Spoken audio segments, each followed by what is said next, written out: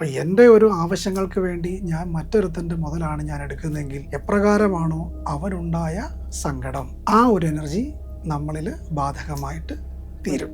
ഇനിയും ഞാൻ ജന്മം എടുക്കേണ്ടി വരും, ആ ജന്മത്തിൽ ഞാൻ ഇതിന് ഉത്തരം പറയേണ്ടി വരും. അതിൻ്റെ ഒറ്റ ഉദാഹരണമാണ് ഇന്ന് ഒരു തെറ്റും ചെയ്യാത്ത ആൾക്കാർ പലപ്പോഴും ജയിലിൽ പോയി കിടക്കുന്നത്. ഇതൊരു പൂർവ്വ ജന്മകർമ്മത്തിന്റെ പിന്തുടർച്ചയാണെങ്കിൽ ഞാൻ എന്തിനത് അനുഭവിക്കണം എന്നൊരു ചോദ്യം വരില്ലേ? നിങ്ങൾ തന്നെയല്ല ഈ ആത്മാവ്. അപ്പം നമ്മൾ എന്ത് തെറ്റ് ചെയ്തു എന്ന് നമുക്കറിയില്ല.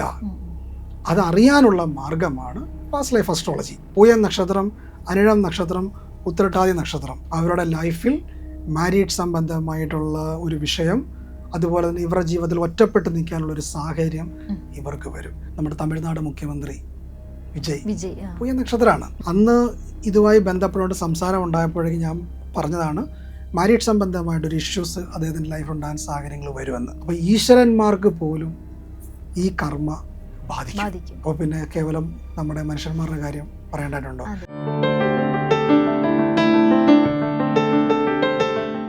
നക്ഷത്രങ്ങളുടെ ഭാഷയും ഗ്രഹങ്ങളുടെ സന്ദേശങ്ങളും ജീവിതത്തിന്റെ വഴികളിൽ വെളിച്ചം നൽകുന്ന പുണ്യം ബൈ ഇന്ത്യ ലൈവിന്റെ ഈ ആത്മീയ ജ്യോതിഷയാത്രയിലേക്ക് സ്വാഗതം. ഇന്ന് നമ്മളോടൊപ്പം ആസ്ട്രോളജറും ഹീലറും ക്ഷേത്രത്തിലെ തന്ത്രിയുമായ ശ്രീ അനൂപ് അഗ്നിശർമ്മനുണ്ട്. സർ, നമസ്കാരം. നമസ്കാരം. പൂർവജന്മം എന്ന ആശയം നമ്മൾക്ക് പലപ്പോഴും നമ്മളുടെ പല കാര്യങ്ങളുമായി ബന്ധപ്പെടുത്തി പറയാൻ ഇഷ്ടപ്പെടുന്നവരാണ്. അത് നമ്മുടെ ജീവിതത്തിൽ ഇന്ന് സംഭവിച്ചുകൊണ്ടിരിക്കുന്ന അപ്രതീക്ഷിത സംഭവങ്ങൾ, ദുഃഖങ്ങൾ, സങ്കടങ്ങൾ, സന്തോഷങ്ങൾ, അപ്രതീക്ഷിതമായ ആകർഷണങ്ങൾ, ഇതൊക്കെയായി നമ്മൾ ഇതിനെ ബന്ധപ്പെടുത്തി പറയാൻ ഇഷ്ടപ്പെടുന്നവരാണ്. പൂർവജന്മ ആസ്ട്രോളജി കൈകാര്യം ചെയ്യുന്ന ആൾ എന്ന നിലയിൽ ഇതിനെ എങ്ങനെയാണ് നമുക്ക് കണക്കാക്കാൻ പറ്റുക? പൂർവജന്മം എന്ന് പറയുമ്പോൾ നമ്മൾ ഈ പ്രപഞ്ചത്തിൻ്റെ ഉൽപ്പത്തി മുതൽ നമ്മൾ മനസ്സിലാക്കേണ്ടി വരും. അതൊരു വലിയൊരു ശാസ്ത്ര ശാഖയാണ്. അതിനെപ്പറ്റി നമ്മൾ വിശദമായിട്ട് വിശദീകരിക്കാൻ നിന്നാൽ നമ്മുടെ ഈ എപ്പിസോഡ് പോലും ചിലപ്പോൾ മതിയായി വരില്ല. മറ്റേ ചുരുക്കമായിട്ടുള്ള ചില കാര്യങ്ങളിലേക്ക് വന്നാൽ ഏതാണ്ട് 83 ലക്ഷം യോനി ജീവജാലങ്ങൾ ഈ പ്രപഞ്ചത്തിലുണ്ട്. അതിലേക്ക് മനുഷ്യജന്മം എടുക്കുന്ന ഒരാത്മാവ് ഇതിനു മുമ്പ് തന്നെ എത്രയോ ജന്മങ്ങൾ ഈ പറഞ്ഞ യോനികളിൽ പ്രവേശിച്ചതിന് ശേഷമാണ് ഈ ആത്മാവ് ഒരു മനുഷ്യ ജന്മത്തിലേക്ക് പിറവിയെടുക്കുക. അപ്പം ഈ യുഗത്തെ നമ്മൾ 4ആയി ഭാഗിക്കേണ്ടി വരും. അപ്പം ആ യുഗമാണ് കൃതയുഗം, ത്രേതായുഗം, ദ്വാപരയുഗം, കലിയുഗം. അപ്പം ഈ ആത്മാവ് ഈ 4 യുഗങ്ങളിലും പ്രവേശിച്ച് വന്നിട്ടുണ്ട്. അപ്പം കൃതയുഗത്തിൽ നിന്നും ത്രേതായുഗത്തിലേക്കും, കൃതയുഗം ത്രേതായുഗം, അവിടെ നിന്നും ദ്വാപരത്തിലേക്കും, ദ്വാപരത്തിൽ നിന്നും കലിയുഗത്തിലേക്കും വന്നിട്ടുണ്ട്. അപ്പം ഈ സഞ്ചാരത്തിനിടയ്ക്ക് ഒരുവൻ അവൻ്റെ സുഖങ്ങൾക്കും ദുഃഖങ്ങൾക്കും വേണ്ടി, അല്ലെങ്കിൽ സുഖങ്ങൾക്കും ആഗ്രഹങ്ങൾക്കും വേണ്ടി അവൻ എടുത്ത ശരിയായ നിയമങ്ങളും തെറ്റായ നിയമങ്ങളും അത് അവന് കർമ്മയായിട്ട് തീരും. അപ്പം എൻ്റെ ഒരു ആവശ്യങ്ങൾക്ക് വേണ്ടി ഞാൻ മറ്റൊരുത്തൻ്റെ മുതലാണ് ഞാൻ എടുക്കുന്നതെങ്കിൽ എപ്രകാരമാണോ അവനുണ്ടായ സങ്കടം, ആ ഒരു എനർജി നമ്മളിൽ ബാധകമായിട്ട് തീരും. അതൊരു കർമ്മയായിട്ട് നിൽക്കും. അപ്പം ഈ കർമ്മ നമ്മളിൽ നിന്ന് ക്ലെൻസ് ചെയ്തിട്ടില്ല എങ്കിൽ ആ ഒരു ഊർജം നമ്മളെ ഡിസ്റ്റർബ് ചെയ്യും. ഞാനൊരാളെ വധിച്ചിട്ടുണ്ടെങ്കിൽ ആ ഒരു ആത്മശാപം എനിക്ക് വിനയായിട്ട് തീരും. ഈ ജന്മത്തിൽ നിന്നും ഞാൻ അതിനെ ഏതെങ്കിലും ചില എൻ്റെ സമ്പത്ത് അല്ലെങ്കിൽ എൻ്റെ പിടിപാട് ഇതൊക്കെ കൊണ്ട് ഞാൻ അതിനെ മറികടന്നെന്ന് പറഞ്ഞാലും ഇനിയും ഞാൻ ജന്മം എടുക്കേണ്ടി വരും, ആ ജന്മത്തിൽ ഞാൻ ഇതിന് ഉത്തരം പറയേണ്ടി വരും. അതിൻ്റെ ഒറ്റ ഉദാഹരണമാണ് ഇന്ന് ഒരു തെറ്റും ചെയ്യാത്ത ആൾക്കാർ പലപ്പോഴും ജയിലിൽ പോയി കിടക്കുന്നത്. മനസ്സിലായോ? കള്ളക്കേസുകളിൽ ഒരുപാട് ആളുകൾ പെട്ടുപോയി കിടക്കുന്നുണ്ട്. അദ്ദേഹം തന്നെ ചിന്തിക്കുന്നുണ്ടാവും, ദൈവമേ, ഞാൻ ഒരു തെറ്റും ചെയ്തിട്ടില്ല, ഈ ജന്മത്തിൽ ഞാൻ എല്ലാ ആൾക്കാർക്കും നല്ലതാണ് ചെയ്തിരിക്കുന്നത്, പക്ഷെ എൻ്റെ അനുഭവം ഇങ്ങനെയാണല്ലോ. അത് ഇവിടെയല്ല അതിൻ്റെ ആ കർമ്മക്കണക്ക് കിടക്കുന്നത്, അവൻ്റെ മുജ്ജന്മങ്ങളിലാണ് ഈ കർമ്മക്കണക്ക് കിടക്കുന്നത്. അപ്പം ഇതിനെ നമ്മൾ സഞ്ചിതം, പ്രാരാബ്ധം, എന്ന് പറയും, പൂർവജന്മ കടങ്ങൾ. അപ്പം സഞ്ചിതം എന്ന് പറയുന്നത് നമ്മളുടെ മുന്നോർകൾ ചെയ്ത, നമ്മുടെ പൂർവികർ, അപ്പൻ, അപ്പൂപ്പൻ, അപ്പൂപ്പൻ്റെ അപ്പൻ, ആ തലമുറയ്ക്ക് മുമ്പുള്ള ആളുകൾ ചെയ്ത കർമ്മ വഴികൾ കിടക്കുന്നു. മറ്റേതെന്താ, നമ്മൾ ചെയ്ത കർമ്മ, ജന്മത്തിൽ ചെയ്യുന്ന അല്ലല്ല, കഴിഞ്ഞ ജന്മത്തിൽ ചെയ്ത കർമ്മ. അത് രണ്ടും നമ്മളെ പിന്തുടർന്നുകൊണ്ടിരിക്കും. മൂന്നാമതൊരു കർമ്മയും കൂടെ ഉണ്ട്. ആ കർമ്മയാണ് ഇവിടെ ചെയ്യാൻ പോകുന്ന കർമ്മങ്ങളും നമ്മളിപ്പോൾ ചെയ്തുകൊണ്ടിരിക്കുന്ന നല്ലതും ചീത്തതുമായ ഫലങ്ങൾ. അപ്പം ഇത് മൂന്നും കണക്റ്റഡ് ആണ്. അപ്പം ഇവിടെ നമ്മൾ ഒരു പരിഹാരം ചെയ്യുന്നു, എന്തെങ്കിലുമൊക്കെ ദോഷദുരിതങ്ങൾക്കുള്ള പ്രായശ്ചിത്ത കർമ്മകാര്യങ്ങൾ ചെയ്യുന്നു, മാറ്റുന്നു. അപ്പോൾ എന്തായിരിക്കും വീണ്ടും വരിക? ആ കഴിഞ്ഞ ജന്മത്തിലെ സാധനം വീണ്ടും ഇങ്ങോട്ട് ആഡാക്കിക്കൊണ്ടിരിക്കും. അപ്പം നമ്മൾ അമ്പലത്തിൽ പോയി പ്രാർത്ഥിച്ചത് കൊണ്ട്, അല്ലെങ്കിൽ നമ്മളൊരു പള്ളിയിൽ പോയി നേർച്ച നേർന്നത് കൊണ്ട് അത് പൂർണ്ണമായിട്ടും മാറണമെന്നില്ല. അത് വീണ്ടും വീണ്ടും അതിങ്ങനെ ആഡായിക്കൊണ്ടിരിക്കും. എന്നാണോ ഇവൻ്റെ ഈ കർമ്മ ഇവിടെ പൂർണ്ണമായിട്ടും നിവർത്തി ചെയ്യാൻ സാഹചര്യങ്ങൾ വരുന്നത്, അന്ന് മാത്രമേ ഇവൻ ഇവിടെ എന്തുണ്ടാവുള്ളൂ, സുഖം എന്ന് പറയുന്ന കാര്യം പൂർണ്ണമായിട്ട് അനുഭവിക്കാൻ സാഹചര്യങ്ങൾ വരുള്ളൂ. അല്ലെങ്കിൽ ഈ ശാപകർമ്മ ഇവനെ ഇങ്ങനെ ഡിസ്റ്റർബ് ചെയ്തുകൊണ്ടിരിക്കും. അങ്ങനെയെങ്കിൽ ഇപ്പോൾ ഫോർ എക്സാമ്പിൾ എന്നെ തന്നെ എടുക്കുക. ഇപ്പം എനിക്കൊരു ഈ ജന്മത്തിലൊരു കുറച്ച് കഷ്ടപ്പാടുകളും ദുരിതങ്ങളും അത് വിട്ടുമാറാത്ത രീതിയിൽ എന്നെ ഫോളോ ചെയ്തുകൊണ്ടിരിക്കുന്നു. അപ്പോൾ ഇതൊരു പൂർവ്വജന്മകർമ്മത്തിൻ്റെ ഒരു പിന്തുടർച്ചയാണെങ്കിൽ ഞാൻ എന്തിനത് അനുഭവിക്കണം എന്നൊരു ചോദ്യം വരില്ലേ? നിങ്ങൾ തന്നെയല്ല ഈ ആത്മാവ്. ഈ ആത്മാവ് എന്ന് പറയുന്ന ഒരു എനർജിയാണ്. അപ്പം സൂര്യൻ എന്ന് പറയുന്ന ഗ്രഹം വെട്ടിത്തെറിച്ച് ഒട്ടനവധി ഗ്രഹങ്ങൾ, നക്ഷത്രങ്ങൾ, ജീവജാലങ്ങൾ ഇതെല്ലാം ഇവിടെ സ്പ്രെഡ് ആയിട്ടുണ്ട്.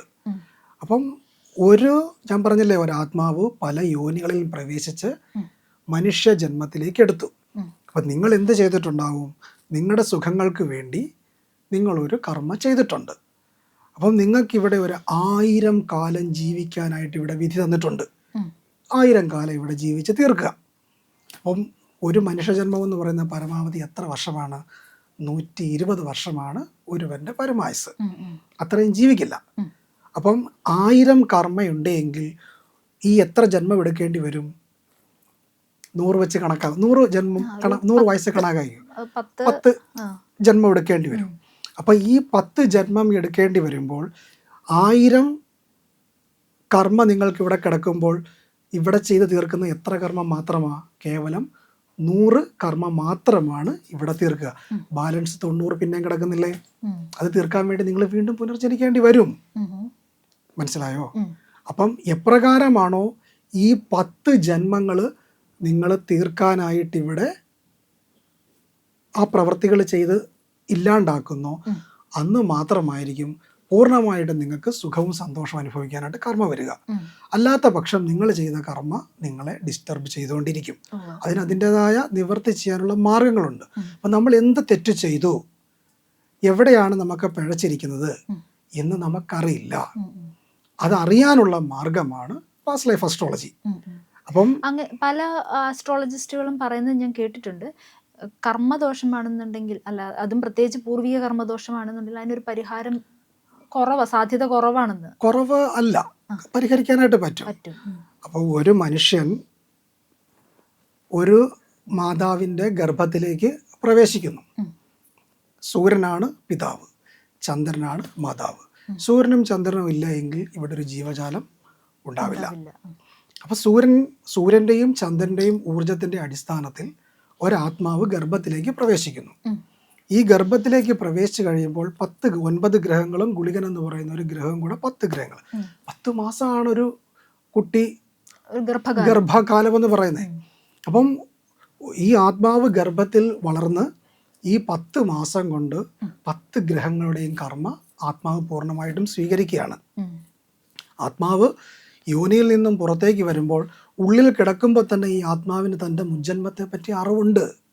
ഞാൻ എന്ത് ചെയ്തു, ഞാൻ എന്തിനാണ് ഇങ്ങോട്ട് ജനിക്കാനുണ്ടായ കാരണം, ഇതൊക്കെ ആത്മാവിന് കൃത്യമായിട്ട് അറിയാം. അപ്പം ആത്മാവ് ഈ കുട്ടി ഈ ഭൂമിയിലേക്ക് പിറക്കുമ്പോൾ ആ കുട്ടിയുടെ പുക്കിൾക്കൊടി കട്ട് ചെയ്യുന്ന ഒരു നിമിഷമുണ്ട്.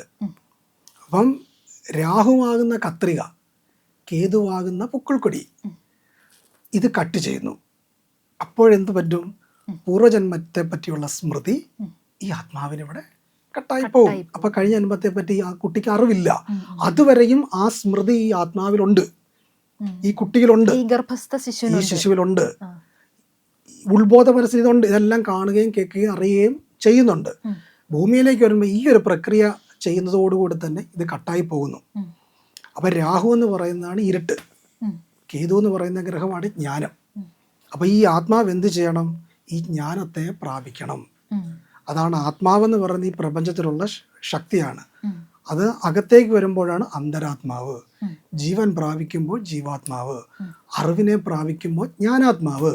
ഈ ജ്ഞാനാത്മാവായി തീർന്നെങ്കിൽ മാത്രം എന്ത് സംഭവിക്കുള്ളൂ?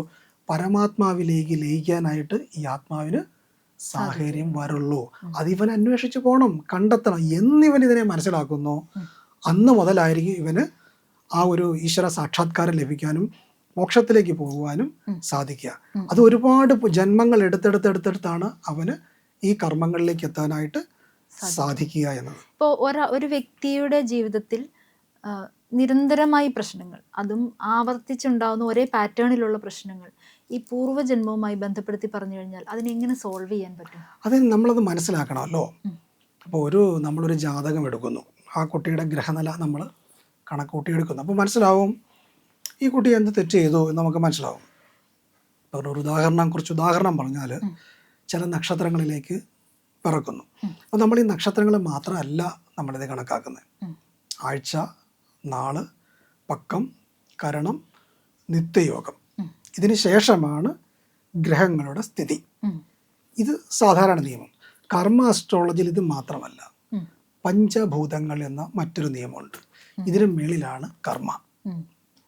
അപ്പോൾ ഈ നക്ഷത്രം, ഗ്രഹങ്ങൾ, രാശിമണ്ഡലങ്ങൾ, പഞ്ചഭൂതങ്ങൾ ഇതൊക്കെയും കറക്റ്റായിട്ട് പ്രവർത്തിക്കണം എങ്കിൽ ഇവൻ്റെ കർമ്മ ക്ലെൻസ് ആവാൻ തുടങ്ങണം. അല്ലാത്ത പക്ഷം ഇത്രയും കാര്യങ്ങളും കറക്റ്റായിട്ട് വർക്കാവില്ല.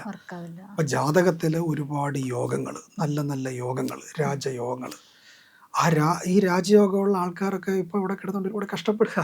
ജ്യോതിഷത്തെ കുറ്റം പറയേണ്ട കാര്യമില്ല. അപ്പോൾ ഈ കർമ്മ ഇവൻ എന്ന് കഴുകിക്കളയുന്നോ അപ്പം അതിൻ്റെതായ കാര്യങ്ങളുണ്ട്. അതാണ് സേതുസ്നാനം. എന്താ ചെയ്യേണ്ടത്? പുണ്യനദികളിൽ സ്നാനം, കീർത്തനം, ഒരുപാട് നാമങ്ങൾ, ഈശ്വരനാമങ്ങൾ, സത്കഥയാം, ഭഗവാന്റെ കഥകൾ പറയണം, പ്രചരിപ്പിക്കണം, ജപിക്കണം, ഹോമം, പൂജ സംബന്ധമുള്ള ഹോമാദി കാര്യങ്ങൾ, ദാനധർമ്മങ്ങൾ, ഇങ്ങനെയൊക്കെയുള്ളതായ കർമ്മകാര്യങ്ങളൊക്കെയും നിരന്തരം ചെയ്യുകയും അനുഷ്ഠിക്കുകയും ചെയ്യുമ്പോൾ എന്ത് സംഭവിക്കും? ഇവനിൽ സ്റ്റോർ ചെയ്ത് വെച്ചിരിക്കുന്ന ഈ കർമ്മ പതുക്കെ പതുക്കെ ഇറങ്ങാനായിട്ട് തുടങ്ങും. അപ്പം ഞാൻ കഴിഞ്ഞ ജന്മത്തിൽ ഒരാളെ ദ്രോഹിച്ചു. അപ്പോൾ ആ കർമ്മയുടെ അടിസ്ഥാനത്തിൽ തന്നെ ചില നക്ഷത്രങ്ങളിൽ ഇവിടെ ജനിക്കേണ്ടി വരും. ഇപ്പം പൂയ നക്ഷത്രം, അനിഴ നക്ഷത്രം, ഉത്രട്ടാതി നക്ഷത്രം, തിരുവോണം നക്ഷത്രം, ഈ നക്ഷത്രങ്ങളിലേക്ക് ഒരു ആത്മാവ് ഇവിടെ പിറക്കുന്നുണ്ടെങ്കിൽ നമുക്ക് കൃത്യമായിട്ട് മനസ്സിലാക്കും ഈ ആത്മാവിൻ്റെ പൂർവ്വജന്മത്തിൽ ഏത് തരത്തിലുള്ള ഒരു മിസ്റ്റേക്ക് ഇവിടെ വരുത്തിയിട്ടുണ്ടായിരിക്കും എന്ന് കൃത്യമായിട്ട് മനസ്സിലാവും. അതുമാത്രമല്ല, ഒരു ജാതകത്തിൽ ശനി എന്ന് പറയുന്ന ഗ്രഹവും ചന്ദ്രൻ എന്ന് പറയുന്ന ഗ്രഹവും പരസ്പരം നോക്കുകയോ ഒന്നിച്ച് നിൽക്കുകയോ ചെയ്തിട്ടുണ്ട് എങ്കിലും ഈ കർമ്മയുടെ അടിസ്ഥാനം തന്നെ ജോലി ചെയ്യും. അതിൻ്റെ അടിസ്ഥാനം എന്ന് പറയുന്നത് ഈ ആത്മാവിൻ്റെ പൂർവ്വജന്മത്തിൽ പണ്ടൊക്കെ ഒരുപാട് കഷ്ടപ്പാടുള്ള കാലങ്ങളാവും. ആ സമയത്ത് ഈ ആളുകൾ കുറച്ച് ഉയർന്ന നിലയിലുള്ള ആളുകളായിരിക്കും, ആത്മാക്കളായിരിക്കും ഈ നക്ഷത്രങ്ങളിലേക്ക് പിറക്കുക. ഇപ്പോൾ ഒരു 4 തലമുറ, ആ 4ാമത്തെ തലമുറയ്ക്ക് തൊട്ട് മുമ്പ് ഈ ആത്മാവിന് ജന്മങ്ങൾ ഉണ്ടാവും. 4ാമത്തെ തലമുറയിലാകാം, അതിന് മുമ്പും ആകാം. 21 തലമുറയ്ക്ക് വരെ ഈ ആത്മാവിന് കറക്റ്റ് ബന്ധങ്ങളുണ്ട്. 21 തലമുറയ്ക്ക് വരെ ചെയ്ത ആ പാപവും ശുഭവുമായ കർമ്മങ്ങൾ ഈ ആത്മാവിടെ അനുഭവിക്കേണ്ടി വരും. അപ്പം എന്തായാലും 4 തലമുറയ്ക്ക് മുമ്പായിരിക്കും ഈ ആത്മാവ് പൂർവ്വജന്മം. അതിനൊരു മാറ്റവും വരില്ല. ആ കാലഘട്ടത്തിൽ ഞാൻ ഈ പറയുമ്പോൾ ആരെയും ജാതി പറയുന്നു എന്നൊന്നും ചിന്തിക്കരുത്, അതല്ല എൻ്റെ നിയമം. പണ്ട് ഈ വിഴുപ്പ് തുണി കഴുകുക ആ ആ അങ്ങനെ ജീവിക്കുന്ന പാവങ്ങളായിട്ടിരിക്കുന്ന ആളുണ്ടല്ലോ. ഉം, ഉം. അങ്ങനെയുള്ള ആളുകൾ വളരെയേറെ ഇവരുടെ വീട്ടിൽ അല്ലെങ്കിൽ തുണി കഴുകി കൊടുക്കുക അങ്ങനെയൊക്കെയുള്ള കാര്യങ്ങളൊക്കെ ചെയ്തിട്ടുണ്ടാവും. ഉം. അപ്പം അവരുടെ ഒരു ആവശ്യങ്ങൾക്ക് വേണ്ടി ഇവരോട് വന്ന് ഇവർ ഹെൽപ്പ് ചെയ്തിട്ടുണ്ടാവും. ഉം. ഇവർ വളരെ മോശമായ രീതിയിൽ അവരെ ട്രീറ്റ് ചെയ്യുകയോ അവരെ സങ്കടപ്പെടുത്തുകയോ ദുഃഖപ്പെടുത്തുകയോ ചെയ്തിട്ടുണ്ട്. ചെയ്തിട്ടുണ്ട്. ഉം. അല്ലെങ്കിൽ അവർ ചിലപ്പോൾ അവരുടെ ഒരു മകളുടെ കല്യാണത്തിനാവും എന്തെങ്കിലും ഒരു സഹായം ചെയ്യണമെന്ന് പറഞ്ഞപ്പോഴും അവർ പറഞ്ഞിട്ടുണ്ടാവും ജോലിയൊക്കെ ചെയ്തോ അല്ല വേറെ കാര്യങ്ങളായിട്ടൊന്നും ഇവിടെ ബന്ധപ്പെടേണ്ട എന്ന് പറഞ്ഞ് അവരെ ഉള്ളു വേദനിപ്പിച്ചിട്ടുണ്ട്. ആ ശാപം ചന്ദ്രൻ ശനി യോഗത്തിൽ വരും. വരും. ഉം. അപ്പോൾ അതിൻ്റെ നമ്മളത് മനസ്സിലാക്കുന്ന കുറേ കാര്യങ്ങളുണ്ട്. ഉം, ഉം.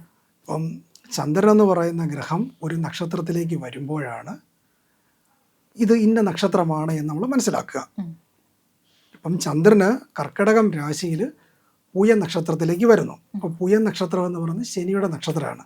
ചന്ദ്രൻ അങ്ങോട്ടേക്ക് വന്നു. അപ്പോൾ എന്തുണ്ടായി? ശനിയും ചന്ദ്രനും തമ്മിലുള്ള ബന്ധമുണ്ടായി. ഉം, ഉം. അനിഴം എന്ന് പറയുന്നത് ശനിയുടെ നക്ഷത്രമാണ്. ഉം. അപ്പോൾ ആ അനിഴം നക്ഷത്രത്തിലേക്ക് ചന്ദ്രൻ വന്നതുകൊണ്ടാണ് അനിഴം നക്ഷത്രം. അപ്പോൾ ശനിയും ചന്ദ്രനും തമ്മിൽ ബന്ധമുണ്ടായി. ഉം. അവിടെ ഉത്രട്ടാതി ഒരു പൂർവജന്മ ബന്ധം ബന്ധമാണ്. ആ, ആ. അപ്പം ഉത്രട്ടാതി നക്ഷത്രം, ഉത്രട്ടാതി എന്ന് പറയുന്നത് ശനിയുടെ നക്ഷത്രമാണ്. ഈ നക്ഷത്രത്തിലേക്ക് ചന്ദ്രൻ വന്നതുകൊണ്ടാണ് ശനി ചന്ദ്ര യോഗം എന്ന് പറയുന്നത്. അപ്പം ഈ യോഗം ഉണ്ടെങ്കിൽ ഇപ്പം തിരുവോണം നക്ഷത്രത്തിൻ്റെ കാര്യം പറയും. തിരുവോണം എന്ന് പറയുന്നത് രോഹിണി അത്തം തിരുവോണം ചന്ദ്രൻ നക്ഷത്രമാണ്.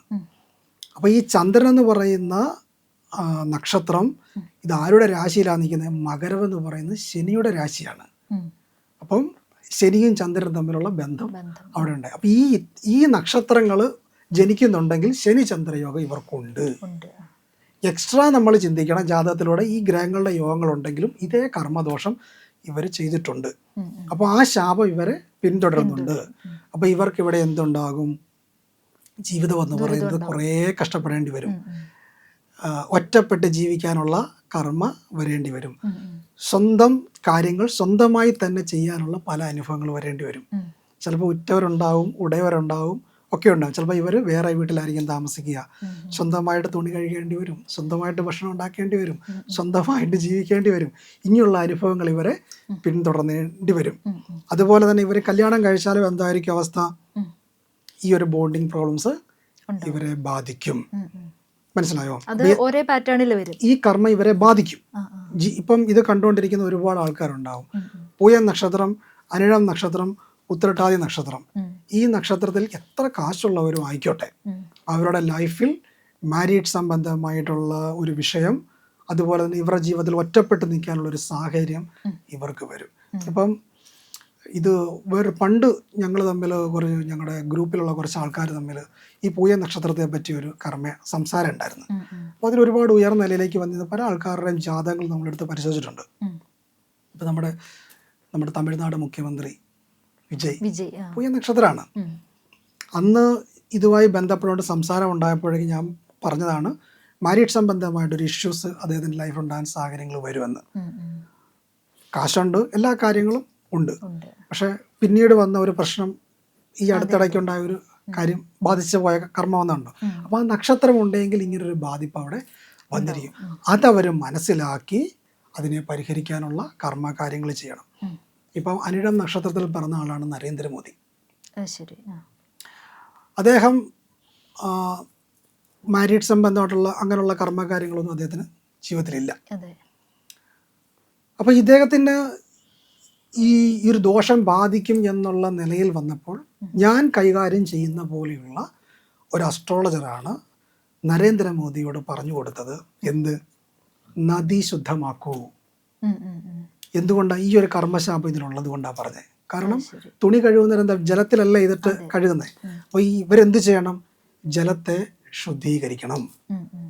മനസ്സിലായോ? അതുകൊണ്ടാണ് ഗംഗാ നദി ശുദ്ധീകരിക്കാനുള്ള പദ്ധതികൾ ഉണ്ടാവാനൊരു പ്രാരംഭ കർമ്മം കൊടുത്തത് ഞങ്ങളെപ്പോലെയുള്ള ഒരു ജ്യോതിഷിയുടെ നിർദ്ദേശപ്രകാരമാണ്. ഉം, ഉം, ഉം. മനസ്സിലായോ? അപ്പം നദികൾ ശുദ്ധീകരിക്കണം. അതുപോലെ തന്നെ ഇത്തരത്തിലൊക്കെയുള്ള ജോലി ചെയ്യുന്ന കഷ്ടപ്പെടുന്ന ആളുകളെ ഇവർ ദാനധർമ്മങ്ങളും സഹായകർമ്മങ്ങളും ചെയ്ത് ഈ കർമ്മത്തെ പരിഹരിച്ചില്ല എങ്കിൽ ഇവരുടെ ലൈഫിൽ ഇതിങ്ങനെ തുടർന്നുകൊണ്ടിരിക്കും. ഇപ്പോൾ നമ്മൾ കുറച്ച് ഈ പൂർവ്വജന്മവുമായി ബന്ധപ്പെടുത്തി നമ്മൾ കുറച്ച് ദുരിതങ്ങൾ, കഷ്ടപ്പാടുകൾ ഇതൊക്കെയാണ് പറഞ്ഞത്. മറ്റെന്തൊക്കെ നമുക്ക് ഇതുമായിട്ട് കണക്ട് ചെയ്ത് പറയാൻ പറ്റും? ഒരുപാട് കാര്യങ്ങളുണ്ടല്ലോ. വിവാഹത്തെ പറ്റി പറയാം. പറഞ്ഞു. അപ്പോൾ ഒരാളുടെ ജീവിതം എന്ന് പറയുന്നത്, വിവാഹ കർമ്മകാര്യങ്ങൾ നമ്മൾ പ്രധാനമായും ചിന്തിക്കുന്നത് 7ാം ഭാവം കൊണ്ടാണ്.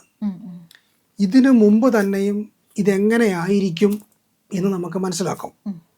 ഇപ്പം ഇതിന് തിഥി എന്ന് പറയുന്നൊരു കർമ്മയുണ്ട്. നക്ഷത്രം, തിഥി. നമ്മൾ നക്ഷത്രത്തെ പറ്റി ഇപ്പം ഇപ്പം എല്ലാ നക്ഷത്രങ്ങളെ പറ്റി നമുക്ക് വിശദീകരിക്കാനായിട്ട് ബുദ്ധിമുട്ടായിരിക്കും. ഇപ്പം തിഥി എന്ന് പറയുന്ന ഒരു കർമ്മ, പ്രഥമ തിഥിയിലേക്ക് ഒരാൾ ജനിച്ചു. പ്രഥമ തിഥിയിലേക്കാണ് ഒരു ആൾ ജനിച്ചതെങ്കിൽ ഒന്നുകിൽ അവർക്ക് തൊഴിൽ അനുകൂലമായിരിക്കും, അല്ലെങ്കിൽ മാരീഡ് അനുകൂലമായിരിക്കും. ഇത് രണ്ടും ഒരേപോലെ വർക്കാവില്ല. അതിൻ്റെ അടിസ്ഥാനത്തിലായിരിക്കും അവർക്ക് ഗ്രഹങ്ങൾ വന്ന് നിൽക്കുക. തൊഴിലണഞ്ഞാൽ വിവാഹം കറക്റ്റായിരിക്കില്ല. വിവാഹം ഇവർക്ക് സക്സസ് ആയിട്ടുണ്ടെങ്കിൽ തൊഴിൽ മേഖലയിൽ ഇവർക്ക് പ്രശ്നമായിരിക്കും. ഇത് രണ്ടിൽ ഏതെങ്കിലും ഒന്ന് മാത്രമേ ഇവർക്ക് സക്സസ് ആയിട്ട് വരുള്ളൂ. രണ്ടാമത്തെ ഒരു കർമ്മം എടുത്താൽ സപ്തമി എന്ന് പറയുന്ന തിഥി. സപ്തമി എന്ന് പറയുന്ന തിഥിയിൽ ജനിച്ചിട്ടുള്ള ഒരു വ്യക്തിയും മാരീഡ് ലൈഫ് പ്രശ്നമായിരിക്കും, ഇഷ്യൂസ് ആയിരിക്കും. ഒന്നുകിൽ ഇവർ ജനിച്ച പാടെ തന്നെ ഇവർ ആ ജനിച്ച വീട് വിട്ട് വേറെ സ്ഥലത്തേക്ക് പോകാനായിട്ട് സാഹചര്യങ്ങൾ വരും. അല്ലെങ്കിൽ ഈ ജാതകൻ്റെ അച്ഛൻ, ജാതകൻ്റെ അമ്മ, ഇവർ 3 പേരും ഒന്നിച്ച് പോകുവാനുള്ള സാഹചര്യങ്ങൾ കുറവായിരിക്കും. ഇതതിൻ്റെ നിയമകർമ്മ കാര്യങ്ങളാണ്. ഇപ്പം നവമി, ദശമി തിഥിയിലേക്ക് ഒരാൾ പിറക്കുന്നു, ഇതേ കർമ്മ തന്നെ ബാധിക്കും. Married issues. ഇപ്പം നമ്മുടെ ശ്രീരാമചന്ദ്രൻ ജനിച്ചത് നവമി തിഥിക്കാണ്. ശ്രീരാമൻ ജനിച്ചത് നവമി തിഥിക്കാണ്. ശ്രീരാമന്റെ അച്ഛൻ ദശരഥ മഹാരാജാവ് ജനിച്ചത് ദശമി തിഥിക്കാണ്. രണ്ടുപേരുടെയും മാരീഡ് ലൈഫ് എങ്ങനെ? ശ്രീരാമന്റെ ദാമ്പത്യ ജീവിതം സക്സസ് ആണോ? അല്ല. ദശരഥന്റെ ദാമ്പത്യ ജീവിതം 3 കല്യാണം കഴിച്ചു. പക്ഷെ പിന്നീട് വന്ന് ഒരു പുത്രൻ ജനിച്ചു. പിന്നീട് വന്ന് രാമനെ കാട്ടിലേക്ക് അയക്കാൻ വേണ്ടിയിട്ടൊക്കെ വന്ന് അദ്ദേഹം പിന്നെ അനുഭവിച്ച ജീവിതങ്ങൾ എന്ന് പറയുന്നത് കഠിനമായ ദുഃഖങ്ങളോടുകൂടിയല്ലേ. അപ്പോൾ ഈശ്വരന്മാർക്ക് പോലും ഈ കർമ്മ ബാധിക്കും. അപ്പോൾ പിന്നെ കേവലം നമ്മുടെ മനുഷ്യന്മാരുടെ കാര്യം പറയേണ്ടതുണ്ടോ? അപ്പോൾ അതിന് നിയമമാണ്. അപ്പോൾ ഈ നവമി, ദശമി തിഥിയിൽ ഇപ്പോൾ എത്രയോ ആൾക്കാർ ഇത് കാണുന്നുണ്ടാവും. നവമി, ദശമി തിഥിയിൽ ജനിച്ച ഒരാളാണെങ്കിൽ അവരുടെ അച്ഛൻ്റെ ജീവിതം എങ്ങനെയാണെന്നും അവരുടെ കുടുംബ ജീവിതങ്ങൾ എങ്ങനെയാണെന്നും അവരുടെ മാരീഡ് ജീവിതങ്ങൾ എങ്ങനെയാണെന്നും അവരൊന്ന് ചിന്തിച്ച് നോക്കിയാൽ മനസ്സിലാകും. അതിനകത്തൊരു ശോകം വന്നേ ഭവിക്കുള്ളൂ. ഇതിൻ്റെ പിന്നിൽ ഇങ്ങനെയുള്ള കർമ്മദോഷങ്ങൾ കിടക്കുന്നുണ്ട്. സ്ത്രീ സംബന്ധമായിട്ടുള്ള ശാപകർമ്മങ്ങൾ, ചില ആത്മാക്കളെ ഹനിച്ച ശാപങ്ങൾ. നവമി, ദശമിയിൽ ജനിച്ചാൽ പിതൃശാപങ്ങൾ ഇവരുടെ വംശത്തിൽ കിടക്കും. ഇപ്പം ദശരഥ മഹാരാജാവ് ആളറിയാണ്ട് ഒരു കുട്ടിയെ അമ്പെയ്ത് കൊന്നു. മൃഗമാണെന്ന് കരുതി വെള്ളം എടുക്കാൻ വന്ന ആ കുട്ടിയെ അദ്ദേഹം അമ്പെയ്ത് കൊന്നു. ഇപ്പോൾ ചെന്ന് നോക്കിക്കഴിഞ്ഞപ്പോഴെന്താ, ആ കുട്ടിയാണ് അമ്പെയ്ത് കിടക്കുന്നത്. അപ്പോൾ എവിടെയാണ് നിൻ്റെ വീടെന്നൊക്കെ ചോദിച്ചു അദ്ദേഹം വളരെ വിഷത്തോടുകൂടി ചോദിച്ചു. അപ്പോൾ എന്ത് പറഞ്ഞു? ഞാൻ ജീവിക്കില്ല, എൻ്റെ അച്ഛനും അമ്മയും വെള്ളം കുടിക്കാൻ വേണ്ടി ബുദ്ധിമുട്ടിയാണ്, അതുകൊണ്ട് എന്ത് ചെയ്യണം, അങ്ങ് ഈ വെള്ളം കൊണ്ട് കൊടുത്താൽ മതി എന്ന് പറഞ്ഞു. അപ്പോൾ ഇദ്ദേഹം വെള്ളമായി ചെന്ന് കഴിഞ്ഞപ്പോഴേക്കും കാര്യങ്ങളൊക്കെ തിരക്കഴിഞ്ഞ് ഇന്നപോലുള്ള സംഭവങ്ങളെന്ന് പറഞ്ഞപ്പോഴും വളരെ സങ്കടപ്പെട്ട് പറഞ്ഞു, ഞങ്ങൾക്ക് ബലികർമ്മം ചെയ്യാൻ ഞങ്ങൾക്ക് ഒരേ ഒരു പുത്രൻ മാത്രമേ ഉണ്ടായിരുന്നുള്ളൂ. ആ പുത്രനെയാണ് നീ അറിഞ്ഞോ അറിയാണ്ടയോ കൊന്നുകളഞ്ഞത്. നീയും പുത്രശാപം അനുഭവിക്കും എന്ന് ശപിക്കുകയുണ്ടായി. ഇതതിൻ്റെ നിയമമാണ്. അപ്പം നവമി, ദശമി തിഥിയിൽ ജനിക്കുന്ന ഒരു വ്യക്തി ഉണ്ടെങ്കിൽ അവരുടെ വംശത്തിൽ ശക്തമായിരിക്കുന്ന ശാപകർമ്മങ്ങൾ ഉണ്ടായിരിക്കും. അതിൻ്റെ അടിസ്ഥാനത്തിൽ ഇതിങ്ങനെ ഫോളോ അപ്പ് ചെയ്തുകൊണ്ടിരിക്കും. എന്ന് ഇവരുടെ ആ കർമ്മശാപങ്ങൾ, പിതൃശാപങ്ങൾ ഇവർ നിവർത്തി ചെയ്യുന്നോ അന്ന് മാത്രമേ ഇവർക്ക് മൂവ് ചെയ്യാനായിട്ട് പറ്റുള്ളൂ. അപ്പോൾ ഇത് ശരിയല്ലെങ്കിൽ ഇവരുടെ ജാതകം നോക്കിയിട്ട് എന്താ, ഇതിൻ്റെ അടിസ്ഥാനത്തിൽ മാത്രമായിരിക്കും അവർക്ക് ഇത് വന്ന് നിൽക്കുക. ഇപ്പം രാശികളിലെ എടുക്കുമ്പോൾ ധനുരാശിയിൽ പിറന്ന ഒരു വ്യക്തിയാണ് എങ്കിൽ ഒന്ന് അവർക്ക് പ്രധാനമായിട്ടും കല്യാണ ഇഷ്യൂസ് വരും. അപ്പോൾ നമ്മൾ ചോദിച്ചത് കല്യാണ ഇഷ്യൂസിൻ്റെ കാര്യമാണ്. കല്യാണ ഇഷ്യൂസ് ഇവർക്ക് 100% വരും. അതുമാത്രമല്ല, ചില കാര്യങ്ങൾ പറയാൻ പാടില്ലാത്ത കാര്യങ്ങളുണ്ട്. ഇതൊക്കെ കേട്ടുകൊണ്ടിരിക്കുമ്പോഴേക്കും ധനുരാശിയിൽ നിൽക്കുന്ന ആൾക്കാരാണെങ്കിൽ ഇത് കേട്ടുകൊണ്ടിരിക്കുമ്പോൾ അല്പം ഒന്ന് സങ്കടപ്പെടും. കാരണം ഇവർക്ക് ആ ജീവിതമായിട്ട് ബന്ധം ഉണ്ടെന്നുള്ളത് ഉറപ്പാണ്. ചില ആൾക്കാർ കല്യാണം കഴിക്കാത്ത എത്രയോ ആൾക്കാർ ധനുരാശിയിലുണ്ടാവും. പ്രണയിച്ചിട്ട് ശക്തമായിട്ട് തകർന്നടിഞ്ഞു പോയ ആൾക്കാരുണ്ടാവും, ഉപേക്ഷിച്ച് പോയ ആൾക്കാരുണ്ടാവും. കല്യാണം കഴിച്ചാൽ ഇവരറിഞ്ഞോ അറിയാതെയോ ഒരു കളപ്പ് ബന്ധം എന്ന് വെച്ചാൽ കള്ളത്തരത്തിൽ എന്തെങ്കിലും ഒരു ബന്ധം ഇവരെ പിന്തുടരാനായിട്ട് സാഹചര്യങ്ങൾ വരും. അത് ഇവരുടെ പാർട്ട്ണർ മനസ്സിലാക്കാനോ അത് സംബന്ധിച്ച് ഇവർ തമ്മിൽ അഭിപ്രായ വ്യത്യാസം ഉണ്ടാകാനും ഇവരുടെ പാർട്ട്ണർ അതിൻ്റെ ദുഃഖം അനുഭവിക്കാനും സാഹചര്യങ്ങൾ വരും. യഥാർത്ഥത്തിൽ അത് ഇവരുടെ കുഴപ്പമല്ല. ധനുരാശിയിൽ പിറന്ന ഒരു വ്യക്തിക്ക് ഭാര്യയോ ഭർത്താവോ ആയി വരുന്ന ആള് അവരുടെ മുജ്ജന്മത്തിൽ തൻ്റെ ഭർത്താവിനെയോ താൻ സ്നേഹിച്ച ആളെയോ തൻ്റെ വംശത്തിലെ ഏറ്റവും വിശ്വസ്തരെയോ അറിഞ്ഞോ അറിയാതെയോ ദുഃഖിപ്പിക്കുകയോ ചതിക്കുകയോ ഇവരുടെ പാർട്ട്ണർ ചെയ്തിട്ടുണ്ടാവും. അങ്ങനെയുള്ളവർ മാത്രമേ ധനുരാശിയിൽ പിറക്കുന്ന വ്യക്തിക്ക് പാർട്ട്ണറായിട്ട് വരത്തുള്ളൂ. അപ്പോൾ ഇവരിൽ നിന്ന് ഇവർക്ക് എന്ത് അനുഭവിക്കണം? ഈ മേഖലയിൽ സങ്കടം അനുഭവിക്കണം. അപ്പോൾ ഇവർ കല്യാണം കഴിച്ചാൽ കുറച്ച് മുന്നോട്ട് പോകുന്ന ഒരു കാലഘട്ടത്തിൽ അറിഞ്ഞോ അറിയാതെയോ ഇവർക്കൊരു ഫ്രണ്ട്ഷിപ്പോ അല്ലെങ്കിൽ ഒരു സെക്കൻഡ് മാരീഡിനുള്ള സാഹചര്യങ്ങളോ വരാൻ ചാൻസസ് കൂടുതലാണ്. ഇത് നിയമമാണ്, ഇതിനൊരു മാറ്റം. ഞാൻ എത്രയോ ജാതകങ്ങൾ നോക്കിയിട്ടുള്ളതാണ്. ഇത് ഞാൻ പറഞ്ഞല്ല, ഇത് പരാശര നാഡിയിൽ ഇതെഴുതി വെച്ചിരിക്കുന്ന നിയമമാണ്. അത് നമ്മളത് കറക്റ്റാണോ എന്ന് ചോദിക്കുമ്പോൾ 98 പേർക്കും ഇത് കറക്റ്റാണ്. അപ്പം എനിക്ക് അത്രയധികം കോൺഫിഡൻ്റ് ഉണ്ട് ഇതിങ്ങനെ ആയിരിക്കുമെന്നുള്ളത്. അല്ലെങ്കിൽ ഇത് ഒരുപാട് ആൾക്കാർ കാണുന്നുണ്ടാവും, കമൻറ്റുകൾ വരും, അനുഭവങ്ങൾ ഇങ്ങനെയാണ്, ഞാൻ ഈ തിഥിക്കാണ് ജനിച്ചിരിക്കുന്നത്. ഇപ്പോൾ ഷഷ്ടി തിഥിയിൽ ഒരു കുട്ടി പിറക്കുന്നു. ഷഷ്ടി തിഥിയിലേക്ക് ഒരു കുട്ടി പിറക്കുമ്പോൾ ഒന്നിൽ ഈ കുട്ടി 2 വർഷം 3 വർഷം കുട്ടികളില്ലാഞ്ഞിട്ടായിരിക്കും ഈ കുട്ടി പിറക്കുക. അതല്ലെന്നുണ്ടെങ്കിൽ എന്താ, ഈ കുട്ടി ജനിക്കുന്നതോടുകൂടി തന്നെ ഈ ഗർഭത്തിൽ നിന്ന് പുറത്തേക്ക് വരാനായിട്ട് ഈ കുട്ടിക്ക് ഭയങ്കര പ്രശ്നം. കുടൽ ചുറ്റ് ജനിക്കുക, വഴി വെച്ച് ജനിക്കുക, മനസ്സിലായോ? അല്ലെങ്കിൽ ജനിച്ചതിന് ശേഷം കുട്ടിക്ക് ശക്തമായിട്ട് ഹെൽത്ത് ഇഷ്യൂസ് ബാധിക്കുക, മനസ്സിലായോ? ഇങ്ങനെയുള്ള പല പ്രശ്നങ്ങളായിരിക്കും അവർക്ക് വരിക. അപ്പോൾ ഈ ഷഷ്ടി തിഥിയിലേക്ക് ഒരു കുട്ടി പിറന്നിട്ടുണ്ടെങ്കിൽ അവർ ഇത് കേൾക്കുന്നവരുണ്ടാവുമല്ലോ. അല്ലെങ്കിൽ ഈ ഷഷ്ടി തിഥിയിൽ പിറന്ന ഈ വ്യക്തി കല്യാണം കഴിച്ചാൽ ഇവർക്ക് കുട്ടികൾ ജനിക്കാനായിട്ടും പ്രയാസങ്ങൾ വരും. കുട്ടികൾ ജനിക്കാൻ ബുദ്ധിമുട്ട് വരിക, അല്ലെങ്കിൽ അത് ട്രീറ്റ്മെൻറ്റ് എടുക്കേണ്ടി വരിക, ഇങ്ങനെയുള്ള പല കാര്യങ്ങളും വരാനായിട്ട് നിയമങ്ങളുണ്ട്. ഇതാണ് ഫിക്സഡ് വിധി എന്ന് പറയുന്ന ഒരു കാര്യം, നിയമമാണ്, അത് മാറില്ല. ഇപ്പം നമ്മള് വിവാഹ ജീവിതത്തിന്റെ കാര്യമാണ് പറഞ്ഞത്, ഒരു പാർട്ട്ണർ. ഇനി സാമ്പത്തികമായിട്ടുള്ള നമ്മുടെ ഫിനാൻഷ്യൽ സ്റ്റാറ്റസിനെ പറ്റി പറയുകയാണെന്നുണ്ടെങ്കിൽ അവിടെയും ഈ ഒരു പൂർവ്വജന്മത്തിന്റെ ഒരു ഇതുണ്ടാവും. എല്ലാം 12 രാശി ചക്രങ്ങളും 9 നവഗ്രഹങ്ങളും ഗുളികൻ എന്ന് പറയുന്ന ഗ്രഹങ്ങളും 27 നക്ഷത്രങ്ങളും എല്ലാം ഇതിന്റെ അടിസ്ഥാനമാണ്.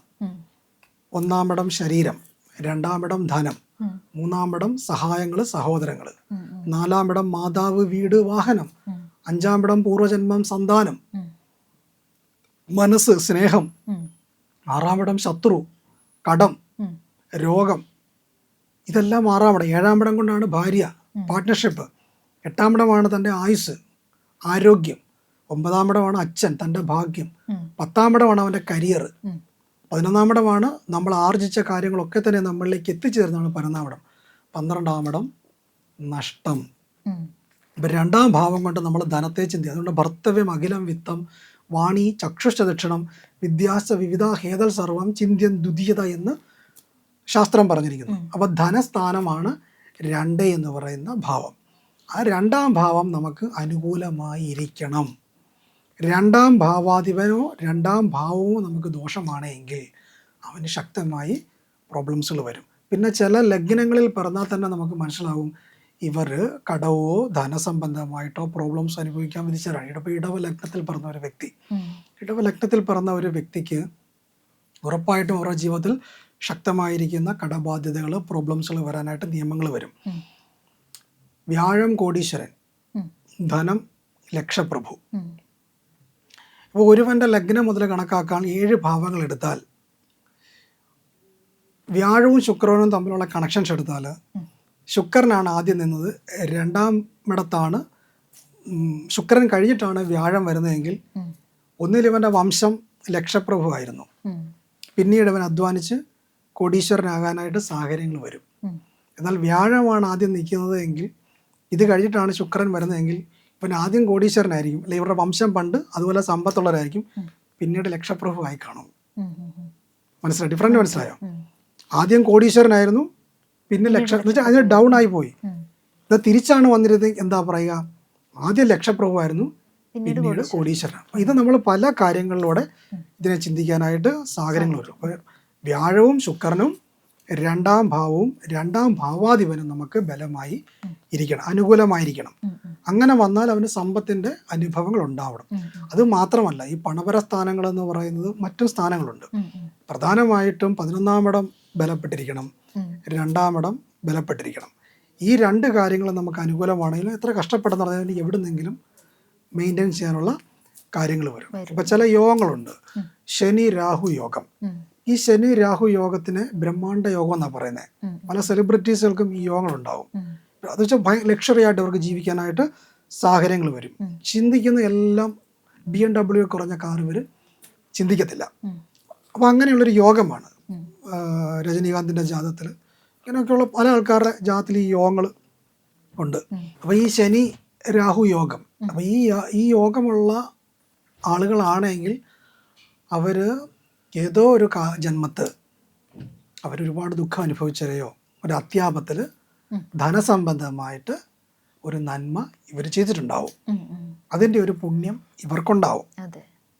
രാഹു എന്ന് പറയുന്ന ഗ്രഹമാണ് ഭയങ്കരമായ രീതിയിൽ കൊടുക്കുന്ന ഗ്രഹം. ശനി എന്ന് പറയുന്ന ഗ്രഹം കർമ്മയുടെ കാരകനാണ്. അപ്പോൾ ഇവരെന്ത് ചെയ്തു? ശക്തമായിരിക്കുന്നൊരു ദാനം ഇവരുടെ പൂർവ്വജന്മത്തിൽ ഇവർ ചെയ്തിട്ടുണ്ട്. അതിൻ്റെ അടിസ്ഥാനത്തിൽ ആ പുണ്യം ഈ ജന്മത്തിൽ ഇവൻ അനുഭവിക്കാൻ വിധിക്കപ്പെട്ടിരിക്കുന്നു എന്നുള്ളതിൻ്റെ ഒരു നിയമയോഗമാണ് ശനി രാഹു യോഗം. ഈ യോഗമുള്ള കുറച്ച് പ്രശ്നങ്ങളുണ്ടെങ്കിലും അവന് നല്ല രീതിയിൽ വരാനായിട്ട് കർമ്മ വരും. ഇപ്പോൾ സ്ഥിരമായി ഒരു സാമ്പത്തിക പ്രതിസന്ധിയിൽ നിൽക്കുന്ന ഒരാൾ പൂർവ്വജന്മ ദോഷമുണ്ടെങ്കിൽ അത് നമുക്ക് എങ്ങനെ ക്ലിയർ ചെയ്യാൻ പറ്റും? അതിന് അതിൻ്റെതായ കർമ്മക്ഷേത്രങ്ങളുണ്ട്. ഇപ്പം ഇവന് നമ്മളത് മനസ്സിലാക്കണം. ഇപ്പം ചില നാമയോഗങ്ങളുണ്ട്. ഇപ്പം വൃദ്ധി എന്ന് പറയുന്ന ഒരു നാമയോഗം. ഈ വൃദ്ധി എന്ന് പറയുന്ന നാമയോഗത്തിൽ പറഞ്ഞിരിക്കുന്ന ആളാണെങ്കിൽ ഈ വ്യക്തി മറ്റുള്ളവർക്ക് അറിവ് കൊടുത്തിട്ടുള്ള ആളാണ്. അപ്പോൾ അറിവിനെ പ്രകീർത്തിക്കുന്ന ഗ്രഹമാണ് ബുധൻ, വിദ്യ. അപ്പോൾ അവർക്ക് ബുധൻ എന്ന് പറയുന്ന ഗ്രഹമായിരിക്കും അവർക്ക് യോഗാധിപതിയായി വരിക. ഇത് കണ്ടുകൊണ്ടിരിക്കുന്ന ആൾക്കാർ വൃത്തി നാമയോഗത്തിൽ പിറന്ന ആളാണെങ്കിൽ അവരുടെ ജാതകം എടുത്ത് നോക്കിയാൽ മതി. യോഗാധിപതി എന്ന് എഴുതിയിരിക്കുന്നവർക്ക് ബുധനായിരിക്കും. ഇവർ മുജ്ജന്മത്തിൽ എന്ത് ചെയ്തിട്ടുണ്ട്? തൻ്റെ സഹോദരങ്ങളെയോ അതല്ലെങ്കിൽ സ്വത്ത് സംബന്ധമായി ബന്ധപ്പെട്ടുകൊണ്ട് ഒരു ദോഷകർമ്മ ചെയ്തിട്ടുണ്ട്. പാർട്ടീഷൻ ചെയ്യുന്ന സമയത്ത് സഹോദരങ്ങളെ പറ്റിച്ച് സ്വത്ത് കൈക്കലാക്കുക, സ്വത്ത് വെച്ചനുഭവിക്കുക, ഇങ്ങനെയുള്ള കർമ്മ കാര്യങ്ങൾ ചെയ്തിട്ടുണ്ട്. ആ കർമ്മ കാര്യങ്ങളിലൂടെ സഹോദരൻ്റെ ഭാര്യ അവർക്ക് കിട്ടാനുള്ള കാര്യങ്ങളെ കിട്ടാണ്ട് വരിക, അവർ ദുഃഖിച്ച് ഇറങ്ങിപ്പോകേണ്ടി വരിക, ഇങ്ങനെയുള്ള കർമ്മശാപങ്ങൾ ഇവർ ചെയ്തിട്ടുണ്ടാവും. അതുകൊണ്ട് ഇവർക്ക് ചൊവ്വ എന്ന് പറയുന്ന ഗ്രഹമായിരിക്കും അവയോഗിയായി വരിക. അവരുടെ ജാതകം എടുത്ത് നോക്കി അവർക്ക് മനസ്സിലാവും. ഞാനിപ്പോൾ അതും കാണുന്നില്ലല്ലോ, അവരെടുത്ത് നോക്കട്ടെ. ചൊവ്വയായിരിക്കും അവർക്ക് അവയോഗി. ഇതിൻ്റെ കർമ്മ എന്ന് പറയുന്നത് ഇത്തരത്തിലുള്ള ചൊവ്വയാണ് ഭൂമികാരകൻ, ചൊവ്വയാണ് കല്യാണകാരകൻ, ചൊവ്വയാണ് ബ്ലഡിൻ്റെ കാരകൻ. മനസ്സിലായോ? അപ്പോൾ ഇവർക്ക് ഈ മേഖലയിൽ ഡിസ്റ്റർബ് വരും, ഇവർക്ക് ഭൂമി പ്രശ്നം വരും. സ്വത്ത് സംബന്ധമായിട്ട് നഷ്ടം വരാനോ കടക്കണിയിലോ ബാങ്കുകാർ കൊണ്ടുപോകാനോ അത്തരത്തിലൊക്കെയുള്ള പല സാഹചര്യങ്ങൾ അവർക്ക് ഫേസ് ചെയ്യാനായിട്ട് കർമ്മ വരും. സഹോദര രീതിയിൽ ഇവർക്കൊരു ഇഷ്യൂസ്, പാർട്ടിയെ സംബന്ധിച്ച പ്രശ്നങ്ങൾ, ഈ ജന്മത്തിൽ സഹോദരന്മാർ സ്വത്തുക്കൾ കൊണ്ടുപോയി ഇവർക്ക് പ്രശ്നം വരിക, ഇങ്ങനെയുള്ള സാഹചര്യങ്ങൾ ഫേസ് ചെയ്യാൻ കർമ്മ വരും. ഇവർ വീട് വെച്ചാൽ പാതി വഴിക്ക് ഇട്ടിട്ട് പോവുക, അടിത്തറ കെട്ടിട്ട് അവിടെ കിടക്കുക, വീട് പൊങ്ങാത്ത അനുഭവങ്ങൾ, ഇതൊക്കെ ഇവർക്ക് ഫേസ് ചെയ്യാൻ കർമ്മ വരും. അതിൻ്റെ നിയമമല്ലേ? അപ്പോൾ എന്താണോ ചെയ്തത് അതിൻ്റെ അടിസ്ഥാനത്തിലായിരിക്കും ഇവർക്ക് ഇങ്ങനെയുള്ള പ്രശ്നങ്ങൾ അനുഭവപ്പെടുക. അപ്പോൾ ഒരാളുടെ പൂർവ്വജന്മം മനസ്സിലാക്കി, ഇപ്പം ഞാനാണെന്നുണ്ടെങ്കിൽ എൻ്റെ പൂർവ്വജന്മം ഞാൻ മനസ്സിലാക്കിയാൽ എൻ്റെ മുന്നോട്ടുള്ള ആ ഒരു ജീവിതം കുറച്ച് ഈസി ആക്കാൻ പറ്റില്ല? പറ്റും. അപ്പം നമ്മൾ മനസ്സിലാക്കി. ഇപ്പം ഞാനിപ്പോൾ എന്താ നേരത്തെ നമ്മൾ ചന്ദ്രൻ ശനി യോഗകർമ്മ പറഞ്ഞല്ലോ. അപ്പോൾ നമ്മൾ മനസ്സിലാക്കി ഞാൻ ഇന്ന ഒരു തെറ്റാണ് ചെയ്തിട്ടുള്ളത്. അപ്പോൾ അതിൻ്റെ കർമ്മയിലുള്ള ആളുകൾ തന്നെയല്ലേ ഇവിടെയും ഉണ്ടാകുക. അപ്പോൾ ഈ ജോലി ചെയ്യുന്ന ആൾക്കാർക്ക് ഏത് കർമ്മയായിരിക്കും ബാധിച്ചിട്ടുണ്ടാവുക? ഈ ശനി ചന്ദ്രൻ്റെ കർമ്മയാണ് ഉണ്ടാവുക. അപ്പം അങ്ങനെയുള്ള ആളുകൾക്ക് നമ്മൾ അന്ന് ദുഃഖിപ്പിച്ചതിന് പ്രായശ്ചിത്തം ചെയ്യണം. അപ്പോൾ അവർക്ക് എന്ത് ചെയ്യണം? അവർക്ക് വസ്ത്രം വാങ്ങിച്ചു കൊടുക്കുക, അല്ലെങ്കിൽ ഭക്ഷണം കൊടുക്കുക, അല്ലെ അവർക്ക് നല്ലൊരു ട്രീറ്റ്മെൻറ്റ് ചെയ്യുക, അവരെ ഒന്ന് ആദരിക്കുക, അവരെ സഹായിക്കുക. ഇങ്ങനെയുള്ള പുണ്യകർമ്മങ്ങൾ ചെയ്യുമ്പോൾ അവരുടെ മനസ്സിനൊരു സന്തോഷവും ആശ്വാസവും അല്ലേ ഉണ്ടാകുക. അതെ അതെ അപ്പോൾ അവർ ഓട്ടോമാറ്റിക്കലി അവരുടെ മനസ്സ് സന്തോഷപ്പെടുമ്പോൾ ഈ ഒരു യോഗം ശാന്തമാകും. അതെ. അപ്പോൾ ഇവിടെ ഈ കർമ്മ അതിന് ക്ലെൻസ് ചെയ്യാനായിട്ട് സാഹചര്യങ്ങളും. രണ്ടാമത്തെ കാര്യം എന്താണ്? പുണ്യ നദികളിൽ നീരാടണം. മൂന്നാമത്തെ കാര്യം അതിൻ്റെതായ കർമ്മം മാറുന്നതിനായിട്ട് ഋഷീശ്വരന്മാർ തന്നെ കണ്ടെത്തിയ പുണ്യക്ഷേത്രങ്ങളുണ്ട്. ആ ക്ഷേത്രങ്ങളിൽ നമ്മൾ വിസിറ്റ് ചെയ്ത് അതിൻ്റെ പാപപരിഹാര കർമ്മങ്ങൾ നമ്മൾ ചെയ്താൽ നമുക്കതിൽ നിന്ന് മുക്തി കിട്ടും. മൂന്നാമത്തെ കർമ്മകാര്യങ്ങൾ ഇത് ബാധയായിട്ട് തീരാനായിട്ട് ഇട വരും. അപ്പോഴാണ് കൂടുതൽ പ്രശ്നങ്ങൾ വരിക. അപ്പം ഇതേ കർമ്മശാപം ചെയ്തിട്ട് ഈ വ്യക്തി പോയി സൂയിസൈഡ് ചെയ്തിട്ടുണ്ടെങ്കിൽ ആലോചിച്ച് നോക്ക്, ആ ഒരു ആത്മാവ് ഇവനെ ഇവിടെ ഡിസ്റ്റർബ് ചെയ്യും. അതാണ് ഇവിടെ ബാധ ഉപദ്രവമായിട്ട് തീരുക. അങ്ങനെ സംഭവിക്കുമ്പോഴാണ് ഒരു കുട്ടി ജനിക്കാൻ പ്രശ്നം ഉണ്ടാകുക, ഇങ്ങോട്ട് വരാതെ നേരത്തെ ക്രിട്ടിക്കൽ സ്റ്റേജിലേക്ക് വരിക, ഒരുപാട് നേരം ബുദ്ധിമുട്ടിക്കുക, മരണത്തെ മുന്നിൽ കാണേണ്ട അവസ്ഥകൾ വരെ വരിക, കിട്ടത്തില്ല എന്ന് പറയുക. മനസ്സിലായോ? അപ്പം ഇങ്ങനെയുള്ള പല അനുഭവങ്ങളും ഈ ആത്മാവ് ഇങ്ങോട്ട് പറക്കുമ്പോൾ തന്നെ ഫേസ് ചെയ്യാനായിട്ട് കർമ്മ വരും. ചിലപ്പം നമ്മൾ ചില നേർച്ചകൾ പ്രാർത്ഥനകളൊക്കെ കൊണ്ട് ഈ കുട്ടി ഇവിടെ നിന്ന് രക്ഷപ്പെടും. പക്ഷേ ഈ ആത്മാവ് ഈ ബാധ ഈ പറയുന്ന വ്യക്തിയെ ഫോളോ അപ്പ് ചെയ്തുകൊണ്ടിരിക്കും. ഇതിനെയാണ് പ്രേതശാപം എന്ന് പറയുന്നത്. അത് ജന്മാന്തരമായിട്ടും പ്രേതശാപം നമ്മളെ പിന്തുടരാം, അല്ലാതെ ഇവിടെയും ചില പ്രേതബാധ ശാപങ്ങൾ നമ്മളെ പിന്തുടരാനായിട്ടും സാഹചര്യങ്ങൾ വരും. അതുപോലെ തന്നെ ഈ ചില ആഭിചാര ബാധകൾ ഇതുണ്ടാവാനായിട്ടും ചില ആൾക്കാരെ ഇവിടെ പ്രപഞ്ചം സൃഷ്ടിച്ചിട്ടുണ്ടാവും. അതുകൊണ്ടാണ് 6-ാം ഭാവം കൊണ്ട് ചിന്തിക്കേണ്ടത്. തസ്കര അരാതി വിഘ്ന, അരികളെ കൊണ്ടുള്ള വിഘ്നങ്ങൾ നമ്മുടെ ജാതകത്തിന്റെ 6-ാം ഭാവം കൊണ്ട് ചിന്തിക്കണം. ഈ 12 ഭാവങ്ങളും കൊണ്ടാണ് നമ്മൾ ഇങ്ങോട്ട് വന്നേക്കുന്നേ. അതുകൊണ്ട് എനിക്ക് ഈ 6-ാം ഭാവം വേണ്ടെന്ന് പറയാൻ പറ്റില്ല. 6-ാം ഭാവത്തിൽ എന്തൊക്കെയുണ്ടോ അതെല്ലാം അവനിവിടെ ഫേസ് ചെയ്തേ പറ്റുള്ളൂ. 6-ാം ഭാവം ശത്രു, ആഭിചാരം, കൂടോത്രം, ഇതെല്ലാം 6-ാം ഇടവാ. അത് ഇവന് ഇവിടെ ഉണ്ടെങ്കിൽ അതിനായിട്ടുള്ള ആളും ഇവിടെ ഉണ്ടാവും. അപ്പം മുജ്ജന്മത്തിൽ ഇവൻ ഒരാളെ ആപത്ത് വരുത്തിയിട്ടുണ്ടെങ്കിൽ ആ ശാപം റിവഞ്ചായി ഇവിടെ ഒരാൾ പുനർജനിക്കാൻ ഇടവരും. അതിനെ നമ്മൾ എന്ത് ചിന്തിക്കും? വൈനാശികം എന്ന് പറയുന്ന കർമ്മയിലൂടെ കണക്കാക്കണം. അതാണ് നമ്മുടെ ജന്മനക്ഷത്രത്തിൻ്റെ 22ാമത്തെ നക്ഷത്രം.